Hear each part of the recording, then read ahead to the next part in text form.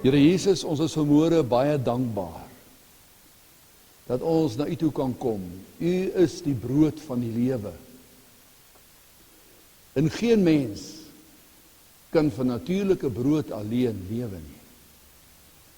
Ons is geesteswesens en U het ons gees gewederbaar om geestelik U te ervaar en geestelik te groei. U het ons 'n siel gegee wat in hierdie lewe onderrig moet word soos 'n kind wat skool toe gaan. Wil U ons onderrig deur U woord, ons onderrig en vir ons duidelik maak die koninkryk waarin ons oorgeplaas is in. Dankie Here dat U ons uit die koninkryk van die duisternis oorgeplaas het in die koninkryk van die lig. En in hierdie koninkryk, Here, soos enige burger van enige land, moet ons onderrig word in die beginsels waarvolgens U ons vrymaak, nader aan U bring, verryk en waarin U ons veredel tot U bruid. Ons sê vir U dankie, Here. U Heilige Gees is die leermeester. U onderrig ons deur U Gees. En ons vra dat U, o wonderlike Heilige Gees, ons elkeen sal onderrig vanmôre, soos wat ons U woord neem en U woord deel, sodat U die een sal wees wat die brood breek, sodat ons geestelik kan eet vanmôre. En ons sê vir U dankie. In Jesus se naam. Amen.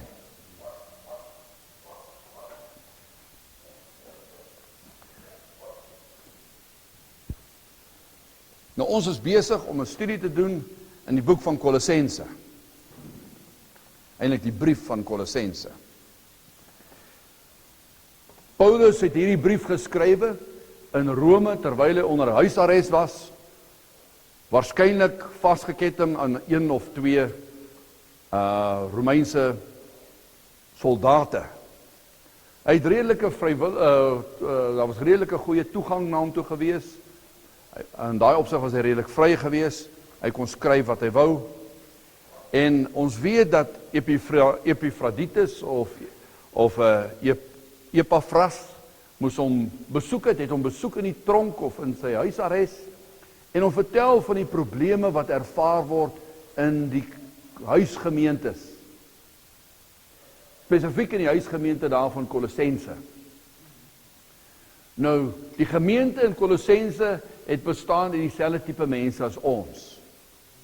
Party het die Jodendom uitgekom, uit geweldige, streng godsdienstige reëls en regulasies en seremonies en so aan, ordonnansies. Party het gekom uit die heidendom uit, met sekere konsepte van 'n God en van God. En hulle het saamgekom, elkeen het ervaring gehad met die Here Jesus Christus, gered, maar met al hierdie denke en denkfoute en maniere van aanbidding wat hulle gehad het, wat opgeneem is in die kerk. En toe het Paulus hierdie brief geskryf, sodat hierdie Christene hulle self kan uitsorteer en kan verstaan wat die beginsels is van hierdie koninkryk waarin hulle nou, soos hulle in Engels sê, the kingdom wherein they had been translated into. Nou, die Engels sê, we've been translated from the kingdom of darkness into the kingdom of light, kingdom of his dear son. Daar is sekere beginsels. Dus soos wanneer u en ek sou emigreer na 'n ander land toe, dan moet jy leer en agterkom, maar jy ry nie links van die pad, of wat ry ons links van die pad nie, jy moet regs ry, en allerhande reëls, verskillende reëls, ongelooflike reëls, baie van die reëls in ander lande is nie geskrewe reëls nie, maar dis van hoe mense die ding doen, hoe dit werk. In die koninkryk van die lig moet ons onderrig word deur die woord, van hoe die Here wil hê ons moet saam met hom werk, sodat hy ons sy bruid kan maak. Nou maar goed, so Epaphroditus of Epaphras was die pastoor van die Kolossense kerk, die huisgemeente in Kolosse. Nou wat, as ons eerstens 'n les kan leer, ekskuus tog dat ek dit so sê, Bybelverklaarders en Bybelkenners praat dan van die Colossian heresy, wat Paulus aanspreek deur die brief. Hulle gebruik die woord heresy, want onder hierdie dwaallering, of onder hierdie droglering, is 'n mooi woord vir my, onder hierdie droglering wat bestaan het, kom daar verskeie aspekte ter sprake, wat Paulus dan aanspreek in sy brief. Nou wat die brief snaaks of moeilik maak om te lees is, hy noem nie elke ding by die naam, elke drog lering nie, of dwaallering noem hy nie by die naam en dan gaan hy aan nie. Hy skryf dit in die vorm van 'n brief en spreek die dinge aan wat daar bestaan. Want die mense het geweet wat is die misleidings wat daar bestaan. En dat het geïdentifiseer deur nou Paulus se brief te lees en te ondersoek. Nou Paulus, wat ek eerstens daar leer is, sy belangrikste manier wat ons leer in Kolossense, hoe hy enige drogrede aanspreek, is dat hy, dat hy die hele tyd Christus ophef. En vir ons duidelik maak, wie is Jesus Christus? Dis 'n belangrike beginsel wat ek in my eie lewe geleer het ook, wat ek leer deur Paulus en deur die woord, en wat ons kan gebruik in ons dag tot dag wandel. En dit is, wanneer ons weerstand ervaar, of onwilligheid van ons in ons binneste ervaar, om aan te gaan met die Here, of wanneer ons weerstand kry op hierdie geestespad waarop ons is. Die manier om dit te refute, die manier om dit te ontwapen, is om Christus net op te lig.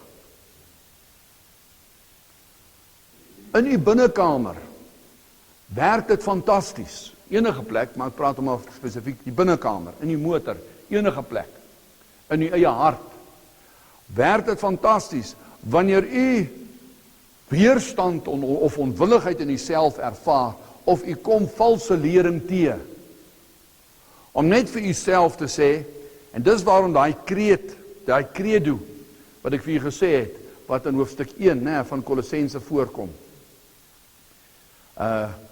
waarom die Christene dit geformuleer het en vir mekaar geleer het. Daai hele credo gaan oor die opheffing van Christus. Die oomblik as ons Christus ophef, dan vlug die weerstand, in watter vorm dit ook al was. Ons sien byvoorbeeld daar, en dis deel van die credo, in Kolossense 1:15, het hy gesê, he's the image of God. Dan sê hy in vers 16, he's the creator. Dan sê hy in vers 17, he's the pre-existent sustainer of all things. Dan sien ons in vers 18, he's the head of the church. Dan sien ons in vers 18 verder, he's the first to be resurrected. Ons sien in vers 19, sien ons, the fullness of the deity is in the fullness of deity in bodily form. En dan sien ons in vers 22 en 20 en 22, sien ons, dat hy is the reconciler. So wanneer ons Christus so ophef, dan weerstaan dit die owerhede en die magte en valse dwaalleringe. Want dan besef u en ek, die fokus is op hom, en dit is waaroor u redding en my redding gaan. 2 vers 10 het ek vir u gesê, is 'n belangrike vers, in die sin van, dat dit 'n sleutelvers is, in hierdie hele bespreking van Paulus. Wanneer hy sê daar, we are complete in him, which is the head of all principalities and power. We are complete in him. Dit is 'n verskriklike belangrike opmerking wat Paulus daar maak. Want hierdie valse lering kom gewoonlik met addisionele dinge by. Gewoonlik om te sê, jy is nie volkome in hom nie. Jy is nie totaal in hom nie. Daar's ander goed wat jy by nodig het. dingetjies wat jy moet bybring. Dis waarom Paulus dit spesifiek so geskryf het soos wat hy gedoen het. Nou die laaste 2 weke, min of meer, het ons 'n klomp temas aangeraak, soos wat Paulus dit vir ons uitspel in sy brief. Ons het gekyk na besnydenis.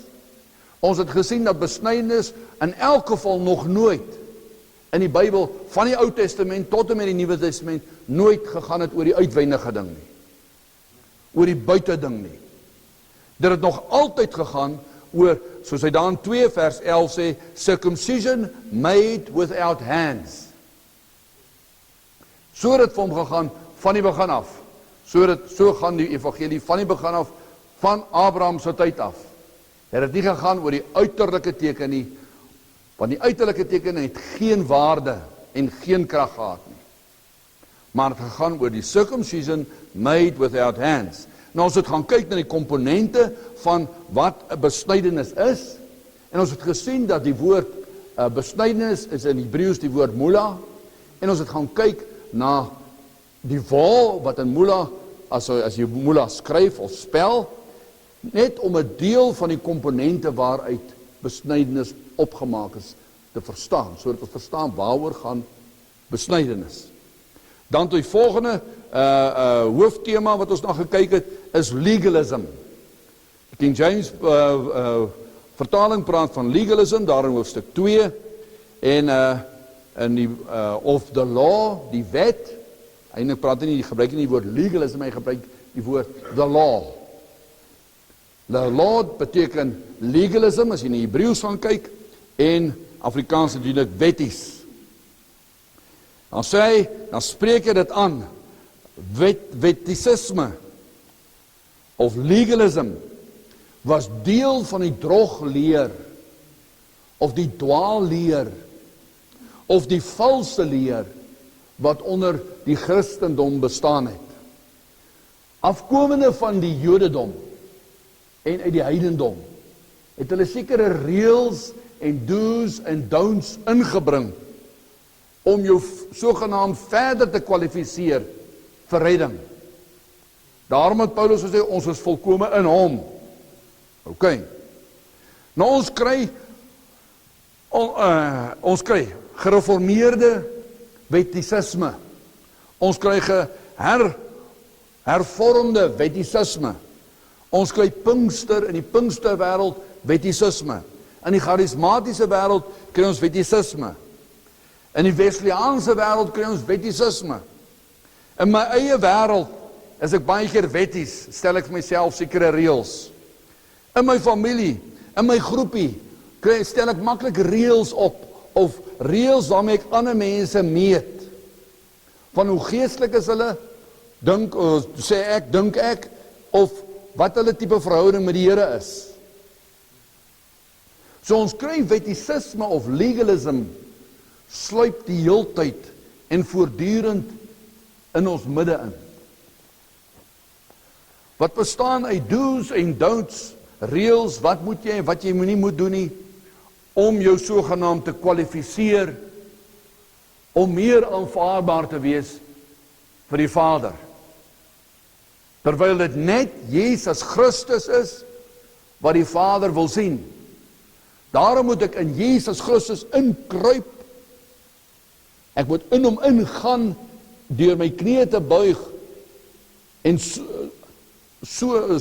om 'n manier van beskrywing, in hom as die offer inkruip, dat hy my omvou, en my omhels, met sy liefde, met sy bloed, en so kan ek na die Vader gaan, want dit is welgevallig voor die Vader, net sy seun. Goed, en ons het gesê, die manier om legalism, wettisme, ek weet nie of ek moet sê wettisisme nie, of wettisisme, die effek daarvan, die manier hoe ek het kan opspoor in my eie lewe, en in 'n groep of in 'n kerk, sy lewe, as mense kan sê, sy lewe, die manier hoe ek het kan identifiseer of kan sien, dat ek besig is met 'n klomp reëls. Eerstens is dat ek verloor my liberty, my vryheid.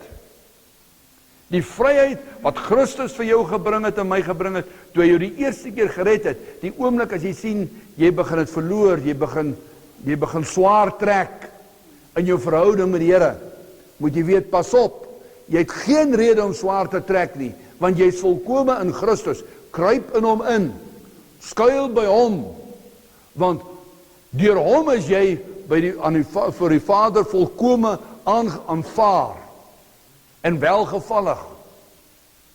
So die oomblik as jy skuldig voel en voel jy doen nie genoeg nie of jy kwalifiseer nie, dis waar, jy kwalifiseer nie. Ek en jy sal nooit kwalifiseer nie, al het jy hoeveel reeltjies gevolg of nie gevolg nie. Al wat ons kwalifiseer is wanneer jy en ek voor Jesus neerbuig en in hom inkruip, in sy offerhande, in wie hy is, jouself verloor, deur jouself te bely, sodat hy jou en my omvou, dan is ons voor die Vader welgevallig.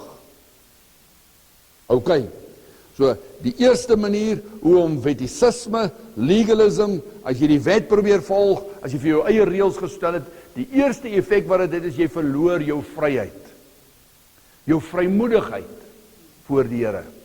Miskien 'n beter woord.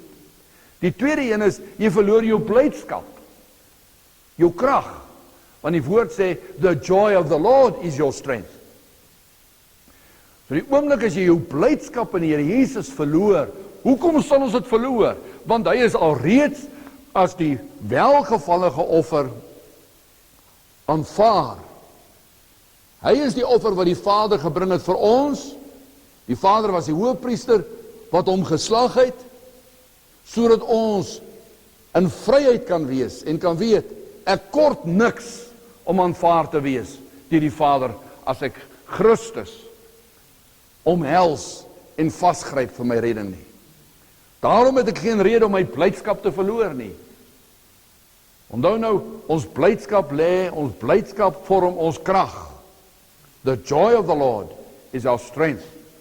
So niks kan u en my blydskap aantas, as Christus Jesus my blydskap is nie. Want onthou, in elke mens, of hy in die Here glo, of hy in God glo of nie, het daai behoefte van hy soek altyd 'n swart skaap of 'n, wat is 'n scapegoat? 'n sondebok, dankie, ja, dis die woord wat ek soek. Ons soek altyd 'n sondebok, dis waarom die geestesinrigting so vol mense is. Dis waarom tronke so vol is. Ek het daar gewerk vir 10 jaar. Ek het daar gewerk. Ek wil nie sê al die mense nie, kom ek sê meeste mense daar is daar omdat hulle iemand die skuld gegee het. Hulle het 'n sondebok gesoek. Iemand die skuld gegee het vir hulle kinderlewe, vir hulle misbruik toe hulle kind was, of iemand die skuld gegee vir hulle finansiële posisie nou, of iemand die skuld gegee vir hulle vrede en hulle vreugde wat hulle verloor het, of geliefdes wat hulle verloor het, of geliefdes wat hulle nie aandag gegee het nie, en toe hulle geslag, om te kyk of dit dan vrede gaan bring, en blydskap gaan bring. Mense is in geestesinrigtings, omdat hulle die skulde, omdat hulle die sondebok is. Hulle het hulle self die sondebok gemaak, en hulle dra die skuld vir hulle eie miserabelheid. En die goeie boodskap vir elkeen is, daar is 'n sondebok. 'n Sondebok wat totaal en al aanvaar is deur die Vader, die enigste sondebok. Dit is Jesus Christus. Amen. Right. So, daarom, verder, wanneer ons begin lewe op do's en don'ts, met ander woorde, wettisisme ons regeer, is wanneer ons begin krities raak. Ons raak krities. Die Engels praat van judgmental. Ons raak krities, want daar sekere reëls, wat ons sien ander mense nie aan voldoen nie. Of reëls wat jy self gemaak het, of reëls wat die instansie waarin jy is, gemaak het. Maar in elk geval reëls. Mense tree nie op soos wat jy wil hê hulle moet optree nie. Die vierde effek wat legalisme of wettisisme het, is as ons raak sinies. swartgallig, moedeloos. Ons raak moedeloos, want ons kom 'n klomp reëls nie na nie. Ordonnansies wat vir ons geskryf is, of wat ons vir onsself geskryf het, op watter manier ook al. Daarom raak ons swartgallig en moedeloos. U hoef nie moedeloos te word op hierdie pad wat u Jesus dien nie. Hy is in beheer, dis waarom ek sê, moedeloosheid begin Jesus oplig, soos wat ek net in die begin vir u gesê het. Lig hom op vir wie hy is. Hy is die sondebok, onder andere. U het geen rede om moedeloos te wees nie. U hoef nie moed te verloor nie, want die moed wat u nie het nie, sal u vind by hom, as u na hom toe gaan, en voor hom buig, en in hom kruip as die offerhande. Daarom het Paulus gesê in 2 vers 10, ye are complete in him. Verstaan nie hoekom daai een van die sleutelbegrippe is in die hele brief. Ye are complete in him, 2 vers 10. Daai woord complete het ek al vir u gesê, beteken volledig. Elke keer wat u self in Christus erken dat u in Christus, hoe sal ek sê, moet wees, dat u verlossing in Christus is. Elke keer wat u dit doen, dan ervaar u 'n completeness, 'n volledigheid, 'n volkomendheid. Want die woord sê, hy sal u tot die uiterste toe red. Ye are complete in him, daai woord complete, uiterste toe. Wanneer sal hy u en my tot die uiterste toe red? Wanneer ons by hom bly, in hom kruip, in hom skuil, in hom skuil as die rots. En hy woord complete is ook bruid. Ye are complete in him, jy en ek, ek wil nie sê die vermoë nie, want die vermoë lê in hom, maar verstaan wat ek sê, ons het die vermoë om sy bruid te wees, wanneer ons in hom wegkruip, in hom skuil vir my sonde, in hom skuil vir my aanneemlikheid voor die Vader. Terwyl ek dit doen, berei dit my voor, en rus dit my toe, om sy bruid te word. Amen. Wonderlik. So kom ons gaan na Kolossense 2, dan gaan ons van daar af, ek gaan nog steeds net u herinner aan 'n paar beginsels wat ons reeds gedoen het laasweek. 2 vers 14 en 15 gaan ek net vir u lees weer. Blotting out the handwriting of ordinances that was against us, which was contrary to us, and took it out of the way, nailing it to the cross, and having spoiled principalities and powers, he made a show of them openly, triumphing over them. Ons het gesien dat hy alle skuld, die skuldbrief, u skuldbrief, die rekening wat by God, die Vader, was, wat u tekort gekom het, daai skuld, daai verdoemenis, die rekening, sê die woord, het Christus gekom, en hy teen die kruis dit vasgespyker. Al die ordonnansies wat u nie nagekom het nie, en al die ordonnansies wat ons nog steeds nie nakom nie, om waardig te gaan wees, om gered te wees. Al die ordonnansies is teen die kruis vasgespyker. En solank as wat u dit erken, en sien dat dit 'n volbregte werk is, dis so lank, as wat hy u en my red, en ons red. Hy sê, blotting out the handwriting of ordinances, né? Al die, dit is 'n wetlike of 'n legal brief, of dokument, wat baie waar is, dat u en ek die doodstraf verdien. Dis 'n feit. Dis 'n wet, it's a legal document. that you and I deserve eternal death. Al die feite wys daarna. Maar daardie dokument is teen die kruis vasgespijker. En die woord sê, dit is volbring, dit is betaal, dit is verby. Nou ons praat nie van die Heilige Gees u en my oortuig van sonde, geregtigheid en oordeel nie. So wanneer u en ek skuldig voel, of wanneer jy hoor hoe die skuldbrief gelees word, van waar jy tekort kom, waar jy self die brief lees en weet, hier het ek geval, hier het ek die Here weer geval, daar het ek die Here geval, hier het ek 'n ordonnansie nie nagekom nie, daar het ek 'n reël oortree binne die beginsels van die woord. Elke keer moet jy teruggaan na die kruis toe en sien, maar weet u, dis waar, ek het oortree en ek kom tekort, maar die prys is betaal. Daai ordonnansie is vasgespijker teen die kruis.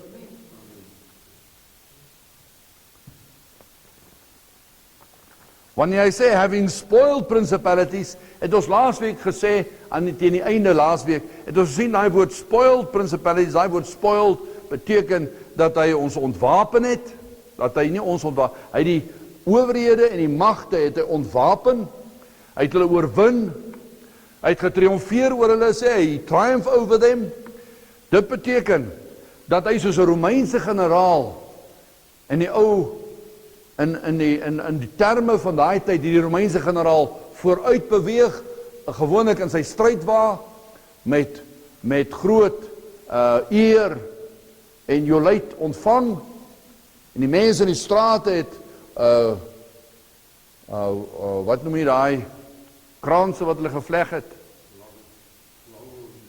Ja, daai laurel wreaths, hulle gegooi en blomme gegooi en eer aan hom gebring, en dan het die verslaande koning met sy generaals in kettings gevolg, sodat almal kennis neem, hierdie mag is oorwin, en dan was hulle geslag in die openbaar. Dit het Christus Jesus gedoen, deur die strate en deur die gange van die hel, en van die hemel het hy hulle gevat, Lucifer en sy trawante, die magte, die owerhede, en so kan ons aangaan, die verskillende fasette van die magte en die owerhede van Lucifer, en openlik 'n demonstrasie gemaak, nie 'n demonstrasie nie, openlik gewys wat reeds gebeur het, deur die kruisdood en die opstanding. Die geesteswêreld het kennis geneem daarvan, en u moet daarvan kennis neem.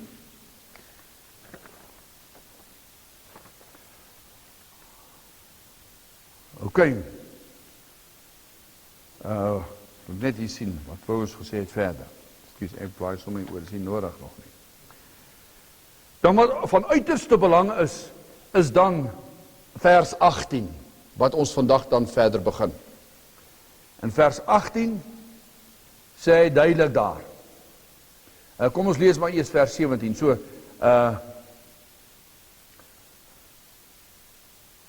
Kies nie vers 18 nie, ek hardloop nou myself vooruit, vers 16. Ons het nog gelees in vers 14, he blotted out the handwriting of ordinances, vers 15 het ons gesien, he spoiled the principalities, and he triumphed over them. Dan gaan hy aan, vers 16, let no man therefore judge you in meat, or in drink, or in respect of any holy day, or of the new moon, or of the Sabbath days, dubbelpunt. Gaan hy aan, vers 17, which are a shadow of things to come, but the body is of Christ. Sien jy hoe verskriklike belangrike opmerking maak Paulus daar? Vers 16 en 17 sien ons is een opmerking, maar as ons hierdie indeling net kan gebruik, vers 16, hoe verskriklike belangrike opmerking is daai?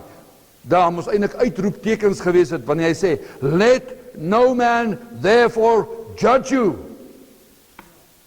Moet geen mens jou dan oordeel nie, verstaan nie wat daar staan?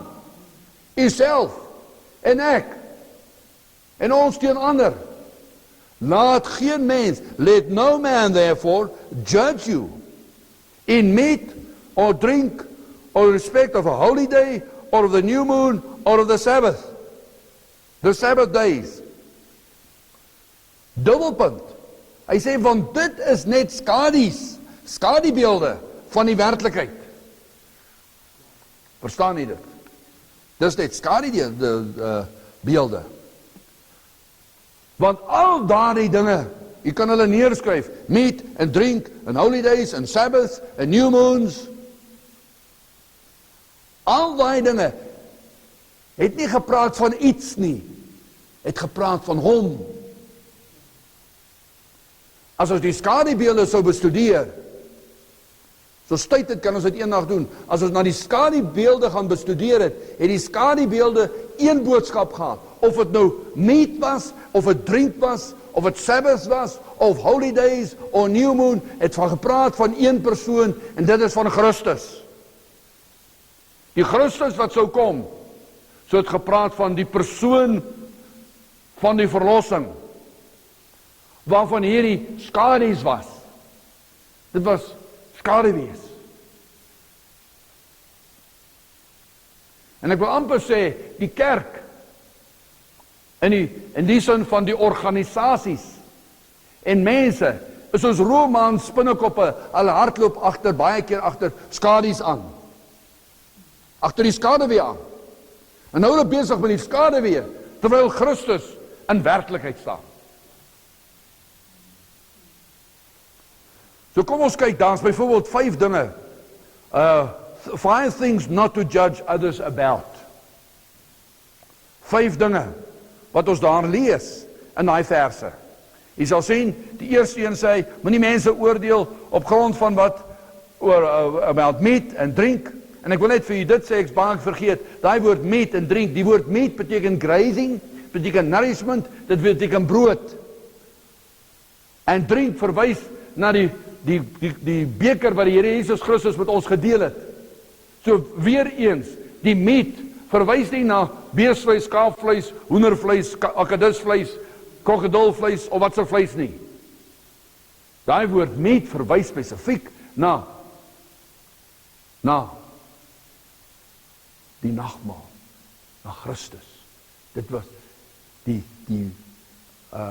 rein vleis en die onrein vleis. Die rein vleis het gewys na die Messias, wat ons moet eet. Jesus het gesê, die wat nie van my eet en drink nie, het nie deel aan my nie. So, die werklikheid waaroor die vleiswette gegaan het, die kosher, daar's Christene wat kosher lewe, en dan is hulle 'n paar stappies hoër, 'n paar trappies hoër as die ander Christene, so dink hulle. Maar hulle is besig met hulle kwalifiseer. Daar's niks fout om met kosher doen nie, maar dit kwalifiseer hulle nie tot groter heiligheid of 'n beter toegang tot die Here Jesus Christus nie. Niks fout daarmee nie. Maar dis nie 'n kwalifikasie nie. Dis gesondheidswette wat die Here daar gestel het. As jy dit nakom, is jy nie meer welgevallig of minder welgevallig as jy dit doen of dit nie doen nie. Jy verstaan? Kom ons kyk net nou oor eerstens, do not judge others about what to eat. Kom ons kyk na 1 Timoteus 4 vers 3. 1 Timoteus. Hierdie briewe van Paulus is die een onderrig na die ander ene. 1 Timoteus 4 vers 3. Hier sê, forbidding to marry. Hy praat hierson, kom ek lees van vers 1 af. Now the Spirit speaketh expressly, that in the latter times, some shall depart from the faith, giving heed to seducing spirits and doctrines of devils. Speaking, sien nie, die laaste dae sal die fokus begin gaan oor goed wat jy doen of nie moet doen nie, en nie Christus is nie die fokus nie, sê hy in die laaste dae. Vers 2. Speaking lies in hypocrisy, having their conscience seared with a hot iron, forbidding to marry and command to abstain from meats, which God had created to be received with thanksgiving of them which believe and know the truth. So hy sê byvoorbeeld, terwille van ons studie, vers 3, forbidding to marry and commanding to abstain from meats. Hy sê dit het 'n reël geword. Moenie dat julle mekaar oordeel oor wat die ander een eet of nie eet nie.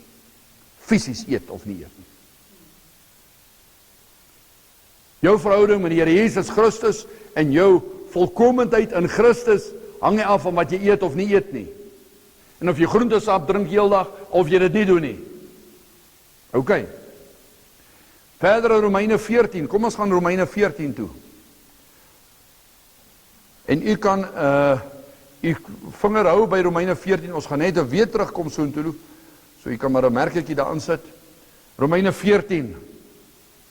Romeine 14 vers 17 en vers 18. He sê, for the kingdom of God.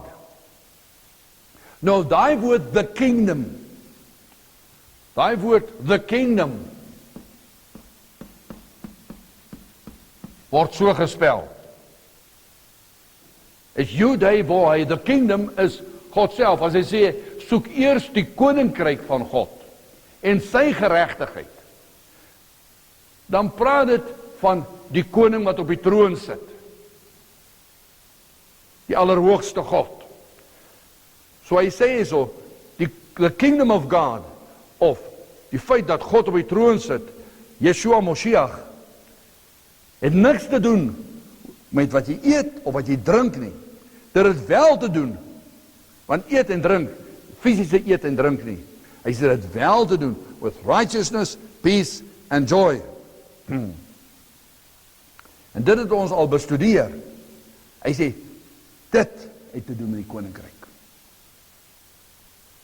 Righteousness, peace and joy. Ek gaan nie ingaan oor wat ons het studies daaroor gedoen, wat righteousness, peace and joy beteken.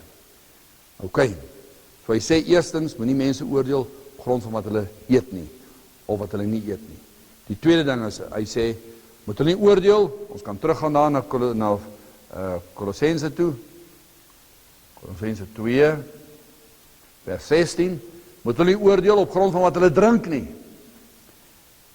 Gaan saam met my na 1 Korintiërs 10:31 toe asseblief.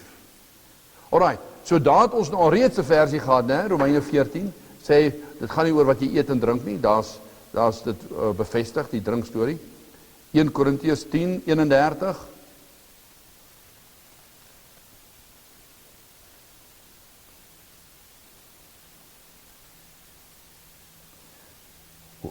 Whether therefore ye eat or drink or whether ye or whatever so ye do all to the glory of God.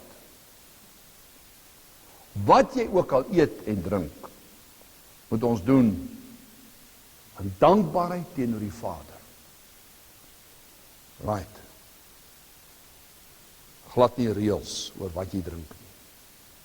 Die derde punt is, moenie mense oordeel op grond van holidays. Nee, dus Filippense 2:16 sê dit.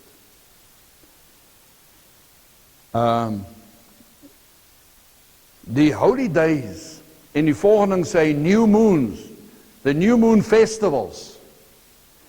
Nou ek het spesifiek gaan kyk, ek het eendag persent gekry, 'n hele versameling van Afrikaanse verklarende inligting, ou inligting. En ek gaan dit vir u lees. Ekskuus, ek gaan dit net vir u lees. Kom ek sê vir u wat sê die dates. Hy hanteer die new moon en die Sabbaths, hanteer hy een ding. Paulus het dit hier geskei net om seker te maak dat die Christene wat dit lees, weet die new moons en die Sabbaths is ingesluit by mekaar. Hy sê Jews had many holidays, new moons, festivals and Sabbaths that were binding upon all men. Okay, die Jode het dit gehad. Maar toe kom Christus en van hierdie Jode word gered. Die kommentaar gaan aan, hy sê none of these many holidays of holy days, nie holidays nie, many of these holy days, many of these new moons, festivals and Sabbaths, none of them are commanded in the New Testament or the New Covenant. So men are now free to do as they please in all these things. Ons hoor dit. Ek het al van mense gesê, die rede hoekom ons op 'n Sondag by mekaar kom, is nie omdat die Sondag heilig is nie. Die rede, elke dag is heilig. Dit moet ek net eers sê, elke dag is heilig. Elke sekond is heilig. Van elke dag. Die rede hoekom ons op Sondag by mekaar kom, dis 'n gerieflike tyd wat almal pas. Meeste mense werk nie, en ons moet by mekaar kom. Ons gaan sien die woord sê, ons moet by mekaar kom, om mekaar te versterk, mekaar te ondersteun, en lering te ontvang. En ons kom op 'n Dinsdag by mekaar. So as jy nie op 'n Sondag kan by mekaar kom nie, daar's 'n Dinsdag wat jy kan kom. Of daar's 'n Dinsdag ook, wat jy kan bysvat, of nog bybring. OK. So, kom ons gaan, en ons lees hierso, ek wil graag vir u lees hierso in Galasiërs hoofstuk 4. Kom ons gaan na Galasiërs hoofstuk 4 toe. Galasiërs hoofstuk 4.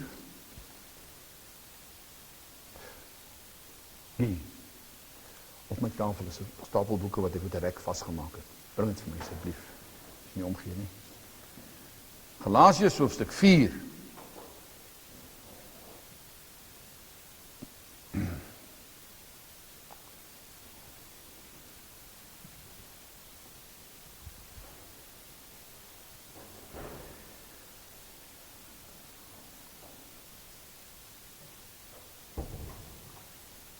Ek het dit voor die diens by mekaar gebind en ek het dit nie gevraag gevat hoe gekom het nie.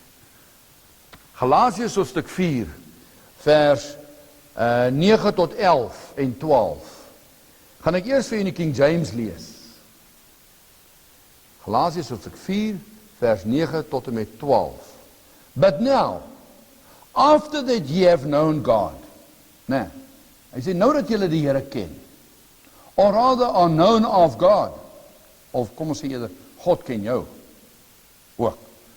How turn you again to the weak and beggarly elements, whereunto ye desire again to be in bondage? Hy sê nou dat julle gered is, en julle God ken, ervaring met God het, en hy ken julle, hoekom keer julle terug na nonsens toe? Want daai nonsens, daai kerkgoed, bring julle weer in gebondenheid. Ye observe days, nou sê, wat is hierdie nonsens goed? Hierdie trekgoed. Ye observe days, hy sê, julle het nou weer begin om to observe days, and months, and times, and years. I'm afraid of you, lest I have bestowed upon you labor in vain. Hy sê, ek is bang vir julle. Met al julle reëls, al julle regulasies, sekere dae wat julle moet hou, sekere feeste wat julle moet hou. Al die bygoed, al die goed wat julle bygebring het nou alweer, wat julle uit die heidendom en uit die Jodendom uitgekom, waarvan die Here julle gered het julle nou weer bygebring. Hy sê, ek is bang vir julle. Julle mag my bang. Brethren, I beseech you, be as I am, for I am as ye are. Ye have not injured me at all. Paulus sê, as ek julle kan vertel van die wet, ek ken die wet in diepte. Hy sê, die Here het my daarvan verlos. Asseblief, kom ons keer nie terug soms nie. Ek wil vir julle lees, die Amplified Bible, Galasiërs 4.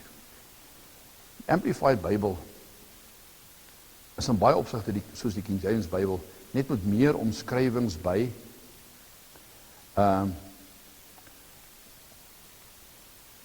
van woorde, om het duideliker te maak. Galasiërs 4, vers 9 tot 12. Now, however, that you have come to be acquainted with and understand and know the true God, or rather to be understood and known by God, how can you turn back again to the weak and beggarly and worthless elementary things of all religions before Christ came, whose slaves you once more want to become? So hy praat van beggarly, worthless, elementary things of all religions. Want dit is waaruit, dis die verskil tussen die boodskap, die goeie boodskap van Jesus Christus en alle ander godsdienste. Alle ander godsdienste moet jy goed doen om aanvaar te word. En meer en meer jy doen, hoe meer en meer hoop jy word aanvaar. Jy kom net nooit by nie. Jy weet net nooit, het jy nou genoeg gedoen nie. Nou dit sluip en dit het in die kerk ingesluip. Die kerk van Jesus Christus. Okay, so hy sê, whose slaves you once more want to become, hy sê, julle wil nou weer die slawe word van al die reëls. You observe particular days and months and seasons and years en geloftedag. Ekskuus tog, geloftedag, okay. I am alarmed about you, lest I have labored among and over you to no purpose and in vain.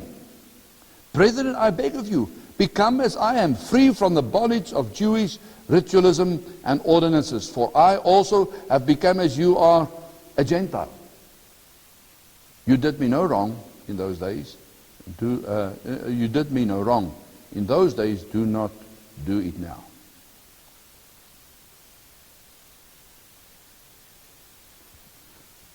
Dus iemand het na my toe gekom en gesê, weet hoe kom ons land in so 'n toestand is, omdat ons geloftedag nou nie. Toe sê ek vir hom, jy praat nonsens, jy praat twak. Sê jy vir my, ken jy Christus? Jy en jou huishouding, dien julle die Here? Want ek weet hulle doen nie. Ek weet hulle bly saam. Ek sê so, jy kan geloftedag bywoon tot jy blou is. Ons land lyk so, want ons huwelike en ons huise lyk so, ver van die Here af. Maar nie omdat jy seker dinge nie onderhou nie, sê dis hoekom die land so lyk nie. Want dit is 'n valse lering. Dis 'n drogleer. Jy het weer vir jouself 'n wet gemaak en jy sleep dit saam met jou. Ek ken baie mense wat wetties is oor die geloftedag. Hulle sal wragtig nie 'n geloftedag viering mis nie. Maar as ver van hier af. Dis hoekom die land so lyk. Nie omdat die geloftedag gehou word of nie gehou word nie. Elke dag is 'n geloftedag. Elke dag kan ek sê, die Here het ons verlos van barbarisme in hierdie kontinent. Elke dag kan ek sê, die Here verlos my van wit barbarisme en ander barbarismes. Natuurlik doen die Here groot en geweldige dinge in ons geskiedenis gedoen. Natuurlik ja. Maar ek kan dit nie as 'n wet vat en daaraan begin meet en oordeele maak nie. Alsbehalwe. So, hy sê, moenie van 'n skadubeeld 'n wet of 'n reël maak nie.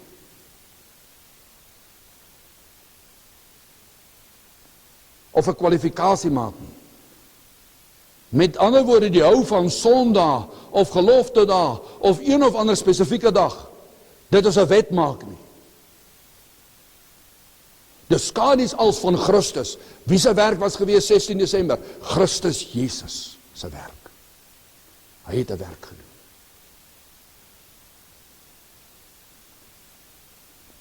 Okay.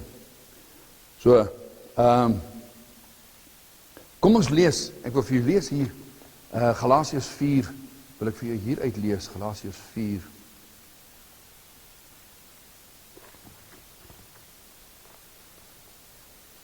Vers 9 tot 11.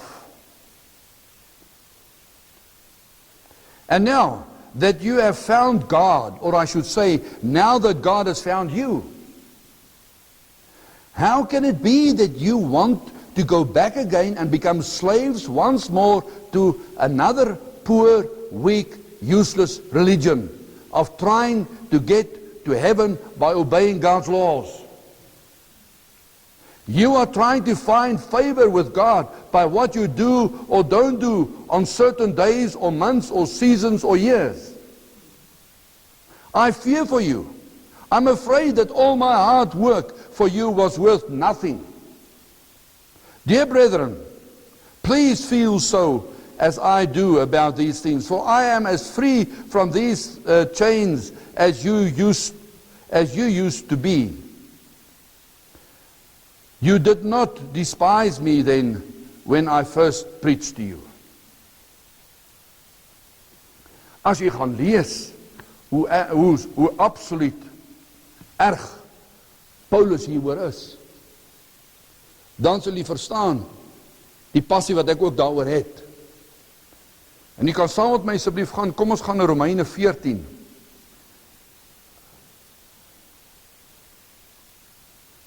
So hy sê, none of these days, hy sê alle sabbats, jy sien in ons volk, omdat ons hervormdes en gereformeerdes is, en so kan mens nou aangaan, het ons noodwendig 300 jaar terug uitgekom uit 'n wettiese stelsel uit. En baie van daai wettiese stelsel is nog steeds in ons ingeburger. Die Here het ons verlos van baie dinge, maar daar's baie dinge wat nog deel is van ons. En wat ons self gebonde hou. Wat ons in die lig van die Heilige Gees moet sien en herken. De Romeine 14.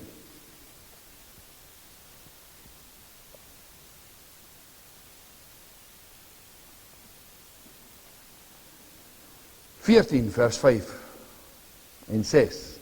One man esteemeth one day above another. Another esteemeth every day alike. Let every man be fully persuaded in his own mind. He that regardeth the day, regardeth it unto the Lord. And he that regardeth not the day, to the Lord he doth not regard it. He that eateth, eateth to the Lord, for he giveth God thanks. And he that eateth not to the Lord, he eateth not, and giveth God thanks. Ons verstaan.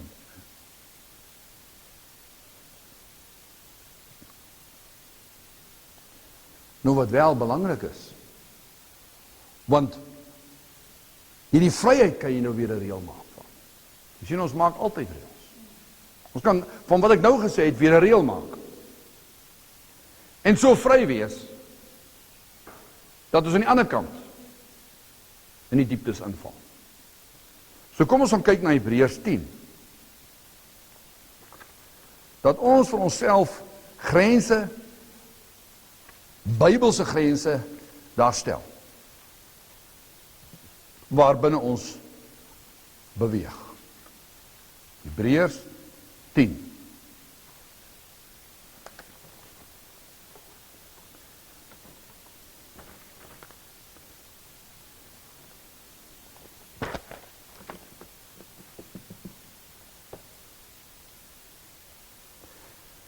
Vers 25. Not forsaking the assembling of ourselves together, as the manner of some is, but exhorting one another, and so much the more as ye see the day approaching. Want nou kan mense weer redeneer, dat alledaag is dieselfde dag, en ek is nou vry. Paulus het die brief van Hebreërs geskrywe, en hy sê, ja, dis reg, maar julle moet by mekaar kom. En hy sê so, let us not neglect. Ek lees hier uit 'n ander vertaling, ek haal aan. Let us not neglect our church meetings, as some people do. Hoorie, as some people do.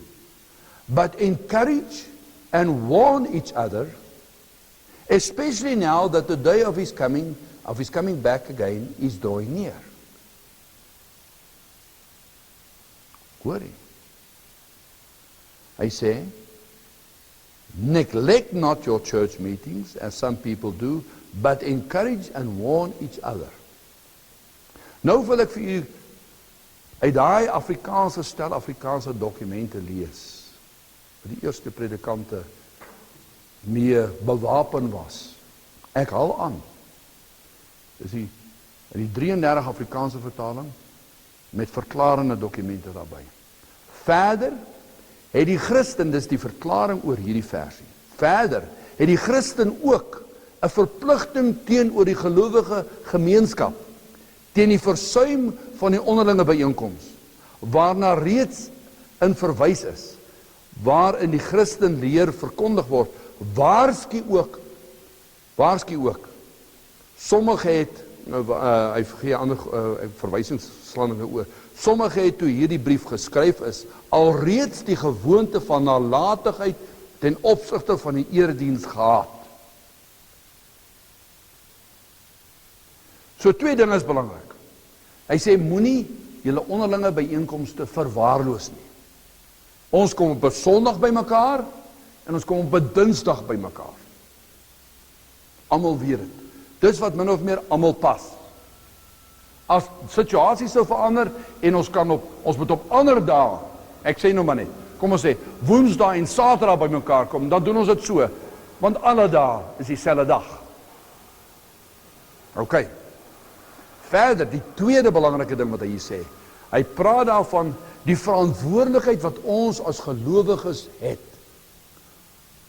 teenoor mekaar.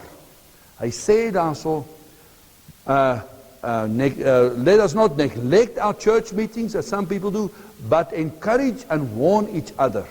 Nou die Afrikaanse kommentaar sê, hy sê verder het die Christen het ook, behalwe dat hy dit gereeld, die onderlinge byeenkomste moet bywoon, sê hy so, verder het die Christen ook 'n verpligting teenoor die gelowige gemeenskap. Ek het 'n verpligting teenoor Mel, teenoor Ruben, teenoor Madeleine, teenoor Shani, teenoor David. Het ek 'n verpligting wanneer ons by mekaar kom, dat ons met mekaar gesels en mekaar waarsku oor die dag van die Here wat kom. Die woord sê die dag van die Here gaan 'n verskrikking wees vir die wat hom nie ken. Die dag van die Here gaan nie sommer net 'n helikopter wees wat land nie.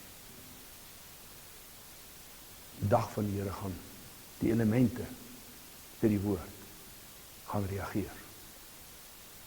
OK. So daarom sê hy, ek het al met mense gepraat, ek en jy, wat gered is. Wat elke dag, elke Sondag, of wat 'n dag ook al, in hulle huis is, wat nooit by ander gelowiges uitkom. Het ek gesê, julle is besig om ongehoorsaam te wees.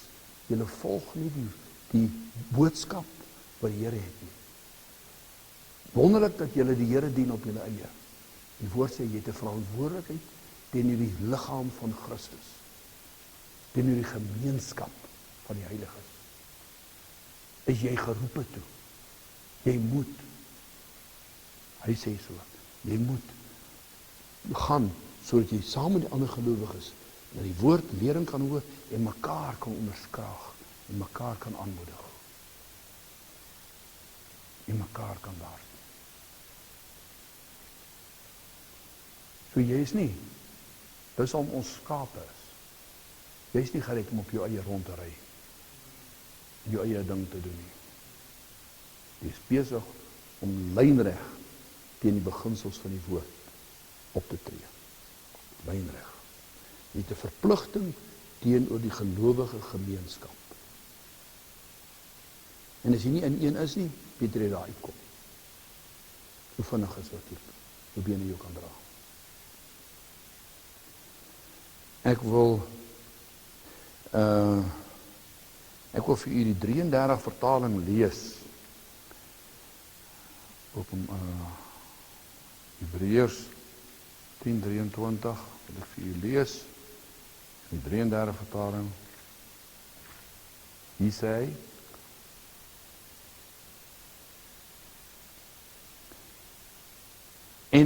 En laat ons onderlinge byeenkom, en laat ons, sien nie, dit is in 'n opdragvorm. Jy en ek het nie 'n keuse om nou en dan by 'n Christen groepie wat die waarheid geleef het, uit te kom nie. Hy sê, laat ons onderlinge byeenkoms nie versuim nie. So sommige die gewoonte het nie. Want jy sien daar, in daai rede, een van die redes hoekom daai brief geskrywe is dat daai Joodse Christene gedink het, hulle kan maar op hulle nou eie aangaan. Hulle kan Hebreëus lees, hulle kan alles doen, hulle kan op hulle eie aangaan. En hulle het nie meer die byeenkomste bygewoon soos hulle moet nie. Dis een van die redes hoekom die brief van Hebreërs geskryf is. Want dit het begin gebeur, mense het begin wegval. Die gewoonte agneem, maar laat ons mekaar vermaan en dit des te meer na mate julle die dag sien naderkom. Nou ek het gaan kyk na wat daai woord forsake beteken. Wat beteken not forsaking, soos in die King James, Hebreërs 10:25 sê, not forsaking the assemblings of yourselves together, as the manner of some is, but exhorting one another.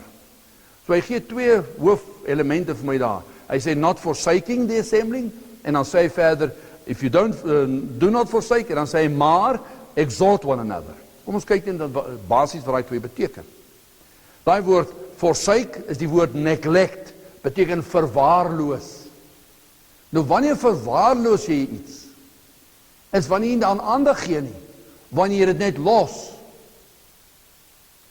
wanneer dit nie meer belangrik word om by mekaar te kom, wanneer die Christene by mekaar kom nie, wanneer dit 'n opsie raak. En daai woord forsake beteken ook gewoonte van nalatigheid. Wanneer dit 'n gewoonte van nalatigheid word. Dit beteken in Hebreëus verder, leave behind, to set aside. Hy sê, party van julle het die groepie verlaat in Hebreërs. Want nou kan julle aangaan. Dit het ons hier ervaar. Baie gaan jy nie, ek het nou baie geleer, ek kan nou aangaan op my eie. Jy is besig om 'n helse fout te maak. Jy is besig om teen die beginsels en die opdragte van die Messias op te tree. Daai woord forsake beteken ook leave, to go away from. En weet jy wat beteken dit ook? Daai woord, do not forsake the assembly. Jy kan teenwoordig wees. Dis my skrifwerk. Daai woord forsake beteken remain, to continue unchanged. Beteken, jy kan in die midde hier wees en nie toelaat dat die Heilige Gees met jou werk en my werk nie. So jy kan in 'n liggaam hier wees, maar ver van hier af wees. Dit is so goed as om nie hier te wees. Dit het ons ook al ervaar en gesien in mense se lewens. So it means to continue unchanged, to stay behind while others grow further.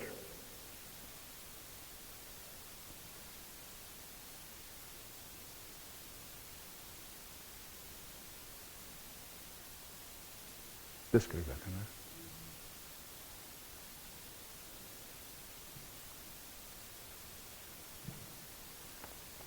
Dis die woord neglect. Die woord exhort, as ek dit vir u in antieke Hebreëus sou skrywe. Oepsie. Antieke Hebreëus is die nun, die het en die mem. Spel die woord exhort vir ons. Die nun, die het en die mem. Kan jy dit sien? Is dit onduidelik? Dat ek het met my wit oorgaan. Die nun, ek teken hom baie groter as wat hy moet wees. Ek teken hulle nie in verhouding soos hulle moet wees nie. Hulle moet redelik in verhouding tot mekaar staan. Ek teken dit groot sodat u dit net beter kan sien.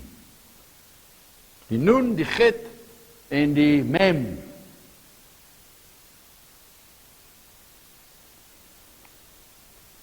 Kan jy onthou oor die nun? Het ons laasweek gedeel het met u. Hy is, sy naam word gespel, Jud, hy, waar hy, Jud. Dit beteken die God wat gees is. As Jud Soos wat ons hier sit, kom Jood, God, deur die Heilige Gees, en hy reik af in u en my hart. Die Jood, in die Hebreëse taal, in die Bybelse Hebreëus word so geteken, die Jood. Ag, die Jood nie, die Nun. Die Nun. Wanneer die Jood, die Heilige Gees, in u hart afreik, en u sy grace ervaar en lewe ervaar, en hy doen sy werk, dan werk hy in ons, ek gaan nie verduidelik nie, dan word die Jood so geskryf. Ag, die Nun, skus man, die Nun, skus, ek maak julle die mekaar, die Nun. Dan word die Nun so geskryf, wat praat van, die Jood reik af in u en my hart, God reik af in u en my hart, en hy werk in ons harte, en ek ervaar sy lewe en sy grace, en wanneer hy sy werk voltooi, dan ervaar ek rus. Dan word die Nun, wat die eerste teken is, anders te geskryf in Hebreëus. Hy word dan geskryf as een wat buig, in 'n vorm van nederigheid aanneem, en in rus ingaan. Ok, exhort. So exhort beteken, onder andere, dat ons, deur sy saad in ons, as gevolg van sy saad in ons, kan ons mekaar ondersteun. As ek my rus ingaan, in my verhouding met hom, dan kan ek, as ek in Ansie praat, miskien het sy 'n worsteling met iets, dan kan ek met krag haar ondersteun, want ek het rus ervaar in 'n soortgelyke situasie. Right. En omdat ek rus ervaar het, en die Christus saad in my het, en waarheid, dit praat van fens, die get, praat van 'n fens, het praat van, of lewe, ja, die get, het praat van lewe, ek al vir u gesê, as ons die alfabet sou bestudeer, sal jy sien, dat in die alfabet praat het van, that is when the walk of faith starts. The walk of faith begins. Voordat is het grondwerk, wat die Here doen in jou. Dan wanneer jy by die get kom, begin die Here met jou werk, dat daar momentum begin kom, dan begin daar 'n wandel kom. Ok, wanneer u en ek 'n kraal om ons het van waarheid wat ons beskerm, kan ons mekaar ondersteun en help. Ek kan nie as 'n drenkeling vir 'n ander drenkeling enigstens exhort nie. Jy verstaan. Dis eintlik in plain Afrikaans wat dit beteken, exhort. Ons sien die element daar. En verder, as ek nie die openbaring van die woord het, in my eie lewe nie. En 'n nuwe faset van God ervaar het in my lewe nie. Kan ek nie iemand anders ondersteun en exhort en bystaan en aanmoedig nie.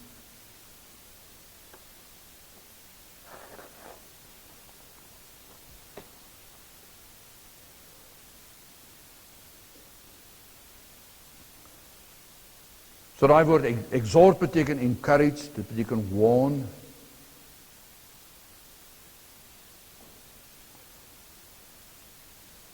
Dit beteken consolation in time of trouble or worry. To give solace in time of difficulty or sorrow. Dan kan ons mekaar ondersteun, mekaar help, mekaar bystaan. Okay. Want ek weet, Mel gaan nou deur dit. Ek hoef nie detail te weet nie, maar ek sê maar nou. Mel gaan nie nou deur iets nie, maar ek noem dit net as 'n voorbeeld. Mel gaan nou deur dit. So omdat ek kontak het met hom, weet ek kan dit vir hom bid. En as ek kan nie gesels, kan ons mekaar ondersteun. Of ek weet, dat hom Lawrence het nou, hy's nou hier in sy wandel met die Here, en Hy is onseker oor dit. En aangesien ek ook 'n verhouding het met die Here, kan ek hom ondersteun en help. Miskien het ek ook 'n probleem gehad met onsekerheid in sekere situasies. Kan ek hom ondersteun? Ja. Dis my verantwoordelikheid. Jou verantwoordelikheid en my verantwoordelikheid is teenoor die liggaam waar jy is. Punt. Dis wat die woord sê. Hy sê, do not forsake, en dan sê, exhort one another. So ja, kan nie wees, fisies nie wees, ek kan na tee drink en op my eie wees en uitgaan. Jy en ek moet doen wat die Here sê. Ok. Alright, kom ons gaan terug na Kolossense toe.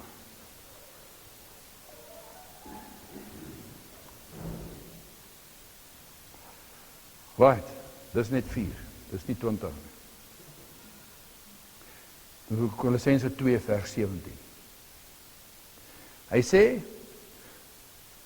al hierdie goed, hierdie geheilige dae, geëerde dae, wonderlike dae, feeste, al daai goed.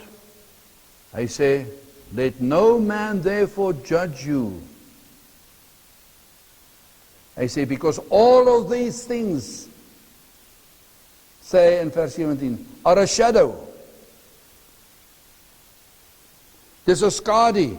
Dis nie die werklike een waaroor dit gegaan het nie. Fokus op die werklike een, waarvan hierdie skadu of hierdie fees van praat. Fokus op hom. Moenie van die fees 'n wet maak nie. Fokus op die een waaroor wat die resultaat en die oorsaak binne die fees was. Ok. Hy sê dis godslasterlik om van die skaduwee of die shadow hoër te ag as die een wat in die midde van dit is. En dan verder sê hy sê, which are a shadow of things to come, but the body is of Christ. Ok. Ek het vergeet om vir u te sê daar by Hebreërs. Kom ons gaan net Hebreërs 10 toe, terug.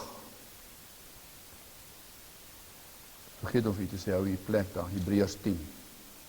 Hebreërs 10 vers 1 sê, for the law,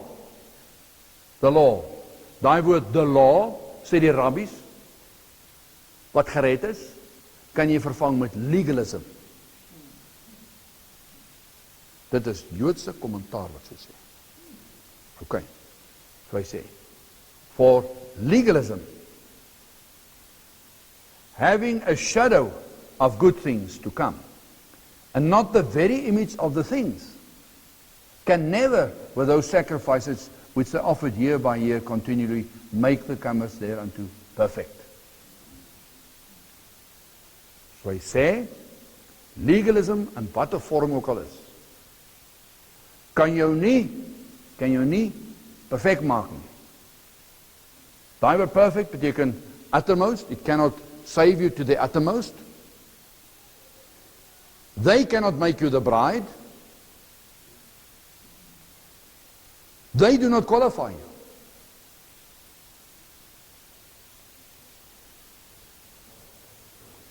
Ok.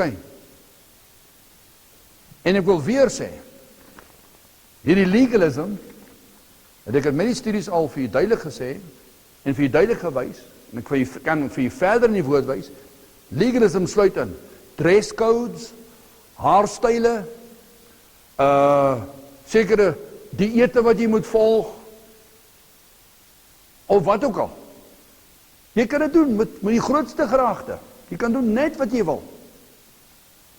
Maar dit kwalifiseer jou nie meer as die ander een wat dit nie doen.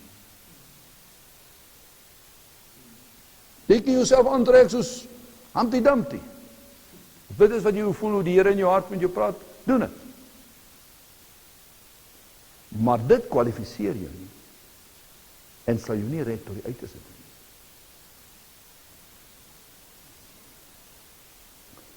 Hy sê hier so onver, dan gaan hy nou aan, oor hierdie redenasie. Ekskuus as jy sal met terugblaai, na Kolossense 2 toe asseblief. Dan gaan hy aan. Hy praat nog steeds oor hierdie onderwerp. Hy sê, let no man beguile you of your reward. In a voluntary humility and worshipping of angels, intruding into those things which ye have not seen, vainly puffed up by his fleshly mind, and not holding the head, from which all the body by joints and bands having nourished, ministered, and knit together, increaseth with the increase of God. Hy sê, let no man beguile you. Daai woord beguile beteken beroof of roof. En daai skrifgedeelte, as jy na die hele skrifgedeelte na kyk, sê, let no one be like a referee of 'n skeieregter wees van iemand, ekskuus, ek probeer myself nou hier, ek vertaal nou die inligting wat hier voor my het. Sê, jy is uitgesluit omdat jy nie sekere reëls volg nie. Sê, moenie laat iemand 'n skeieregter wees. Moenie toelaat dat iemand 'n skeieregter oor jou wees om te sê, omdat jy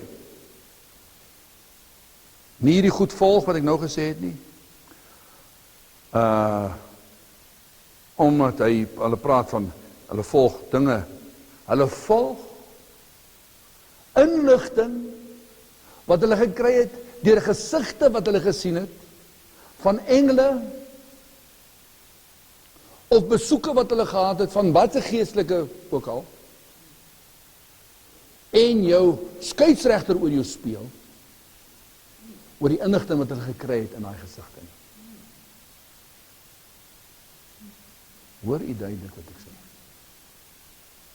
Met ander woorde, enigiets wat Jesus, ek sê dit in aanhalingstekens, in sy verskyning aan iemand toe kom sê, en sê, as jy dit en dit doen, kwalifiseer dit jou nog meer beter as die ander.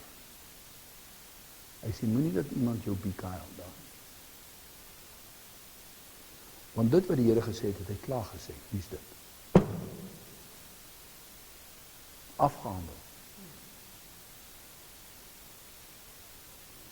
Bestaan sê Paulus vir die Korintiese kerk, wat sê Jesus volg julle?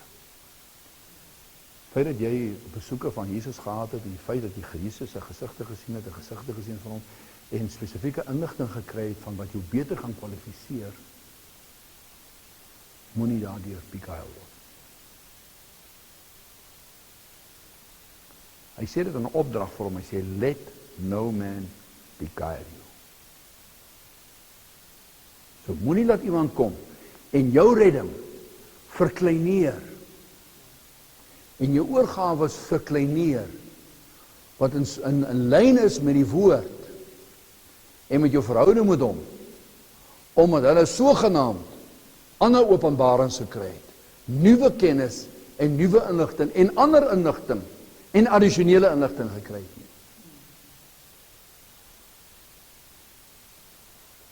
Wat ek sê ek met dit doel, en ek sê dit terwille van mense wat miskien gaan luister na die boodskap ook. Kom ek lees vir u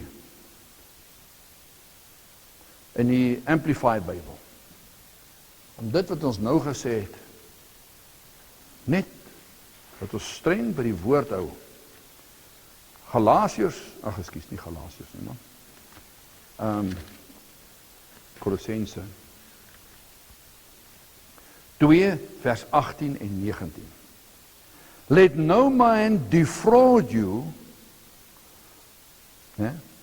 Defraud beteken jou bedrieg.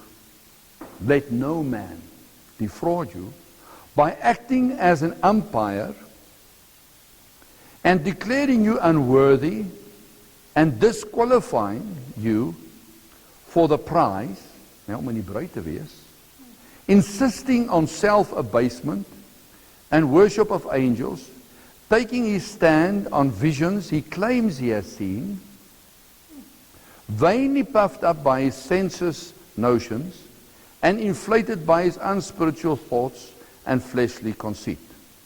and not holding fast to the head, hoofletters, from whom the entire body is supplied and knit together by means of its joints and ligaments, grows with a growth that is from God.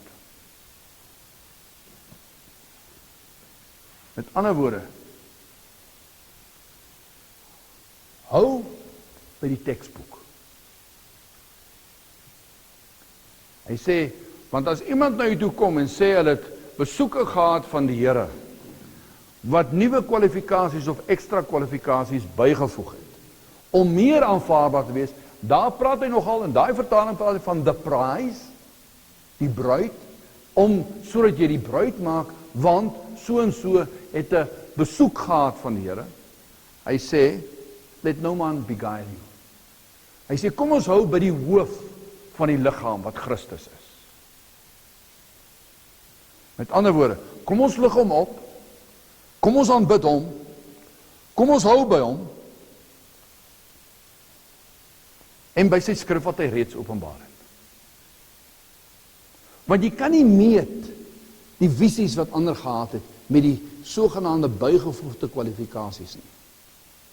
Jy kan dit nie meet nie. Jy kan nie so besoek meet nie. Sê ja, dit was die Here, dit is nie die Here nie.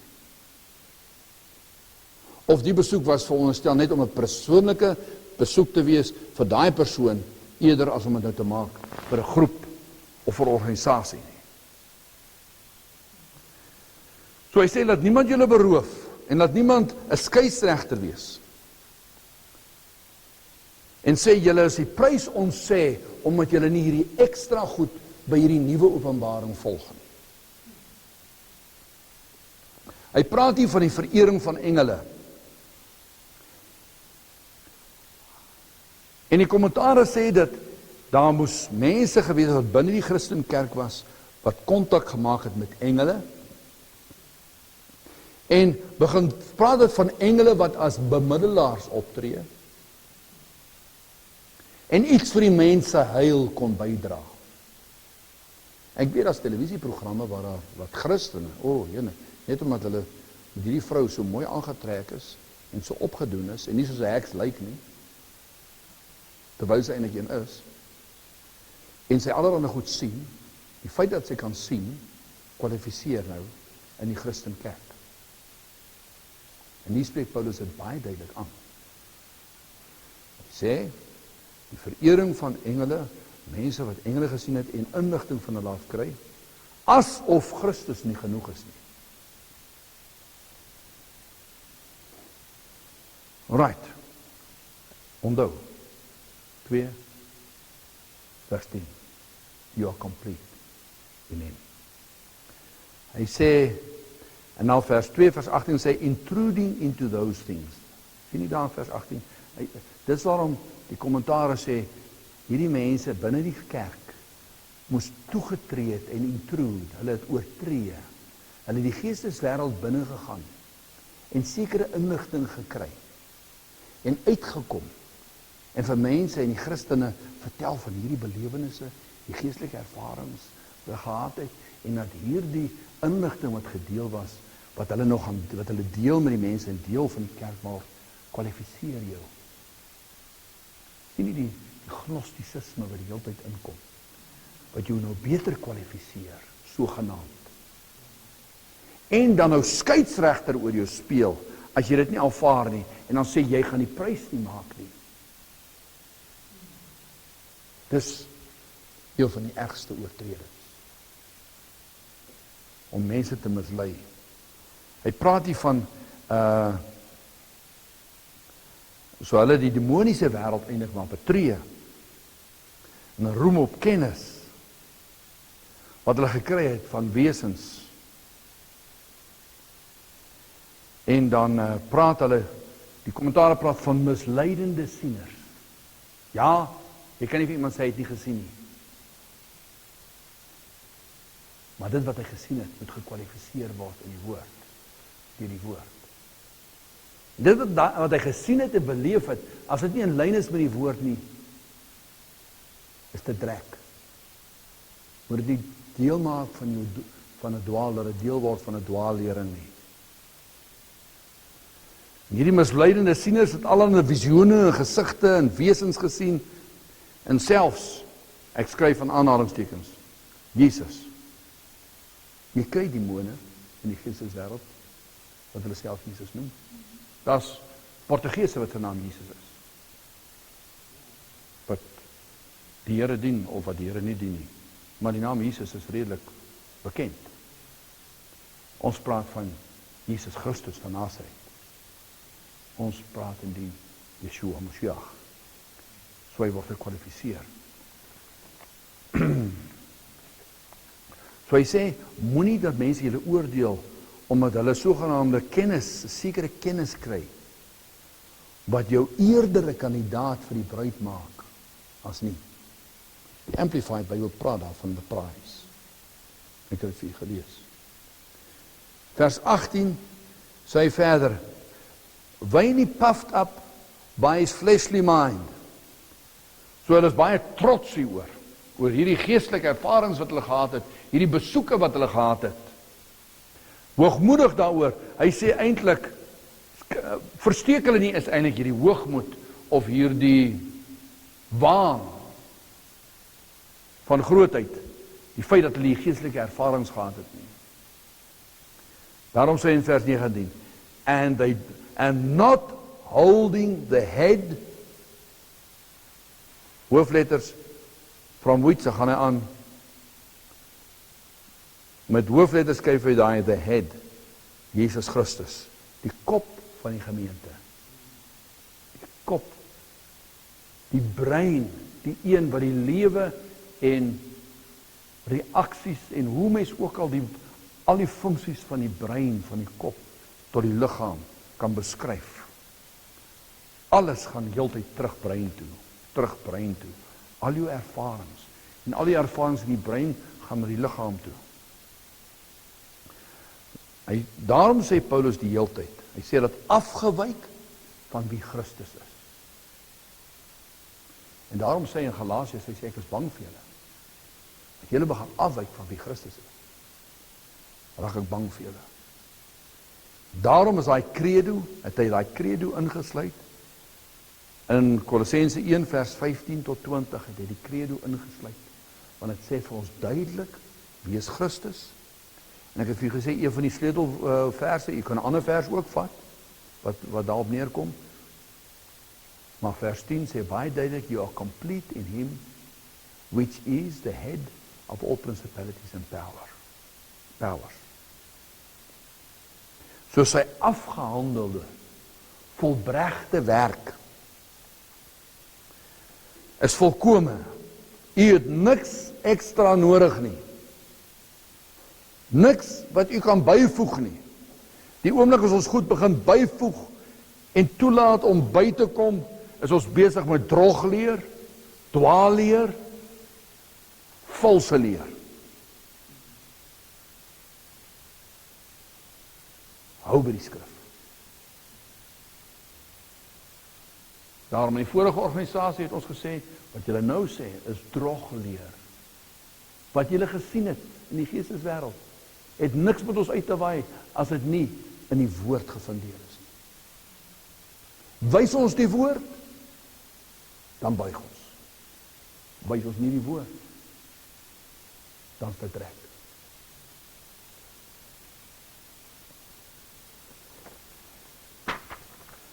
Graag het met u deel, soos ons sê, ons slaan nie versies oor nie, ons trap op mekaar se tone,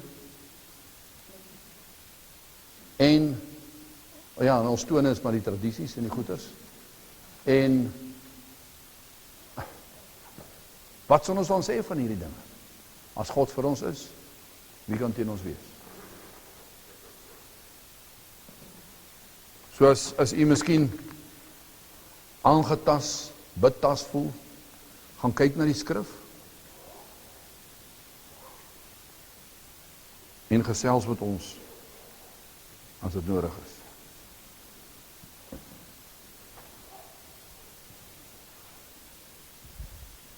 Kom ons sluit net. Ek gaan na die tyd net so 3 minute kans gee, dat ons net hoor opmerkings, iets wat u wil noem, iets wat u aangeraak het. Net die deel met mekaar, dit maak ons deel van daai exhort one another. Here Jesus Christus, u is die hoof, die brein van die liggaam, u liggaam. Ons is deel van u liggaam. En ons wil vanmôre in ons midde verklaar en bevestig dat u ons bemiddelaar is, ons verlosser en ons saligmaker is, ons heilmaker is.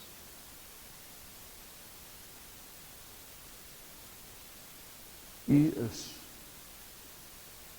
die een waarvan al hierdie beelde gepraat het en na verwys het.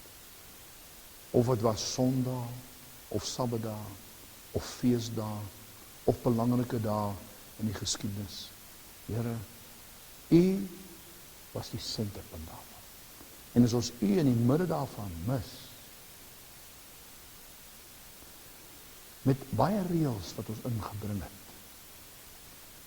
nie om boos te wees nie, maar net omdat ons mense is.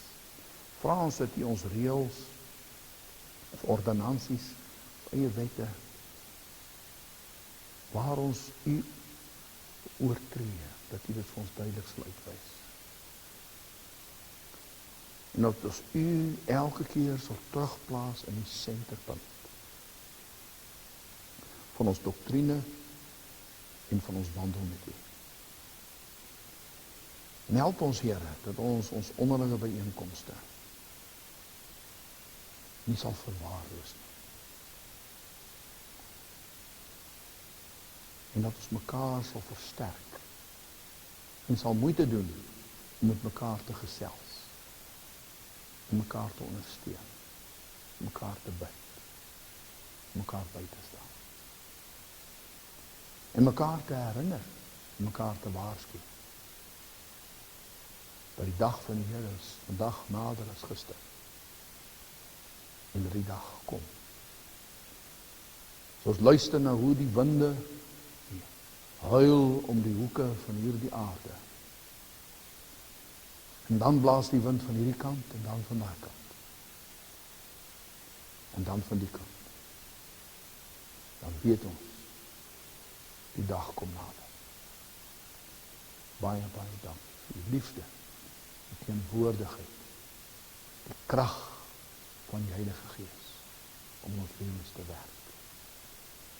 Om ons aan te moedig, ons te lei, ons te rig en ons te onderrig in die waarheid. In Jesus se naam.